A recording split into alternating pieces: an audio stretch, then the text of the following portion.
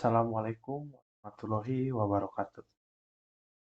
Nama saya Kiki Isman Iskandar dari Informatika 3A dengan NPM 2206601210195. Di sini saya akan mempresentasikan mata kuliah rekayasa perangkat lunak.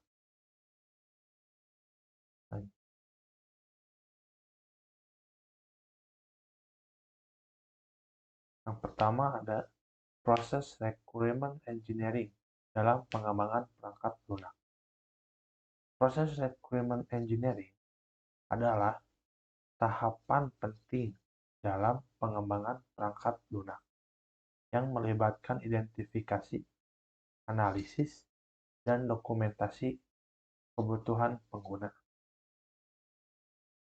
Dalam presentasi ini, kita akan menjelajahi prinsip metode prototype, yield, dan waterfall, serta contoh implementasi dan studi kasusnya.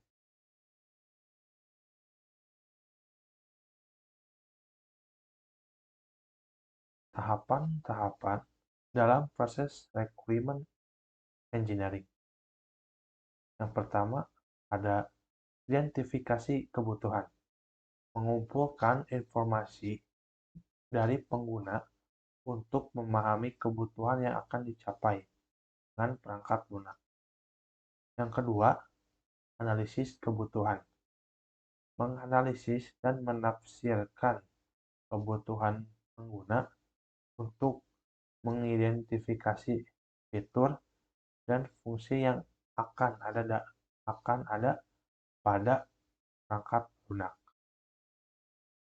Yang ketiga, dokumentasi kebutuhan, menggambarkan kebutuhan pengguna secara jelas dan terperinci dalam bentuk dokumen requirement. Selanjutnya, ada prinsip metode prototype. Metode prototype melibatkan pembuatan prototype atau model awal dari perangkat lunak yang akan dikembangkan. Tujuannya adalah untuk memperoleh umpan balik pengguna sejak dini dan memvalidasi kebutuhan yang telah teridentifikasi. Ini ada contoh studi kasus. Sebuah perusahaan e-commerce menginginkan pengembangan aplikasi baru untuk meningkatkan pengalaman pengguna dan meningkatkan penjualan mereka. Mereka memiliki ide-ide umum tentang fitur yang diinginkan, tetapi ingin melibatkan pengguna akhir sejak awal untuk mendapatkan umpan balik dan memastikan keberhasilan proyek.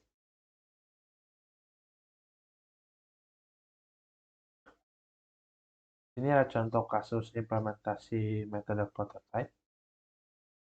Yang pertama ada e-commerce website menggunakan prototype untuk menguji antarmuka pengguna dan mengidentifikasi fitur yang diinginkan oleh pelanggan. Yang kedua, ada sistem manajemen inventory. Membangun prototype sistem untuk memperoleh persetujuan dari pengguna dan memastikan kebutuhan inventory tercakup dengan baik. Yang ketiga, ada aplikasi mobile. Mengembangkan prototype aplikasi untuk mendapatkan umpan balik pengguna tentang fungsionalitas dan desain yang diharapkan. Selanjutnya ada prinsip metode agile. Metode agile adalah pendekatan pengembangan perangkat lunak yang melibatkan kerja tim yang kolaboratif, fleksibilitas dalam perubahan kebutuhan, dan pengembangan secara iteratif dan inkremental. Sini ada studi kasusnya. Sebuah perusahaan startup berencana untuk mengembangkan aplikasi mobile inovatif untuk memudahkan pengguna dalam mengelola tugas sehari-hari. Mereka memilih menggunakan pendekatan agil, khususnya metode Scrum, untuk meningkatkan fleksibilitas dan responsivitas dalam pengembangan. Contoh kasus implementasi metode agil.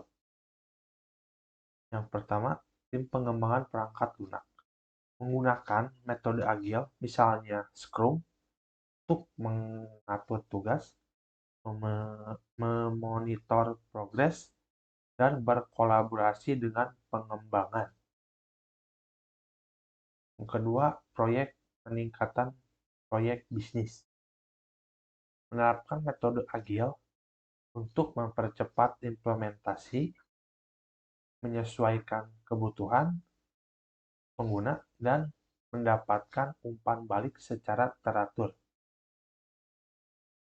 Yang ketiga, proses pengujian perangkat lunak. Menggunakan metode agil dalam pengujian perangkat lunak untuk fleksibilitas dalam mengatasi kekurangan dan memastikan kualitas.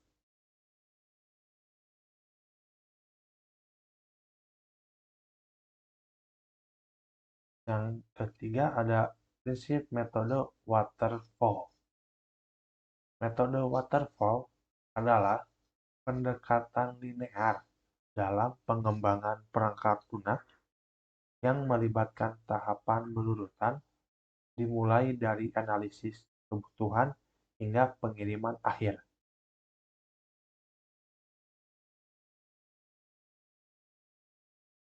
Ini ada contoh studi kasus. Sebuah perusahaan manufaktur besar memutuskan untuk mengganti sistem manajemen inventarisnya dengan solusi yang lebih modern, karena proyek ini memiliki kebutuhan yang cukup jelas dan tidak diharapkan banyak perubahan selama pengembangan. Mereka memilih model pengembangan waterfall.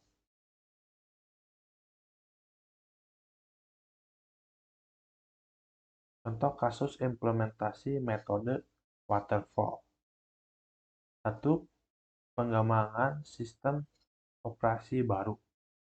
Menggunakan metode waterfall dalam mengembangkan sistem operasi baru dengan fase-fase yang jelas, seperti analisis, desain, pengodean, pengujian, dan pengiriman.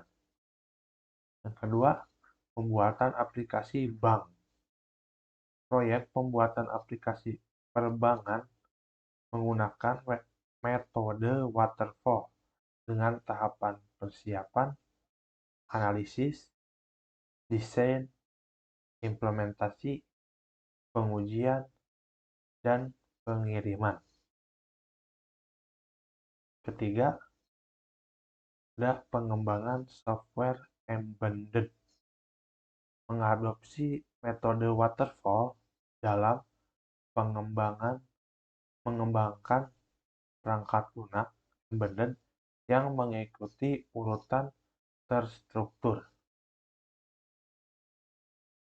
Sekian presentasi dari saya. Mohon maaf bila ada kekurangan atau kesalahan. Wassalamualaikum warahmatullahi wabarakatuh.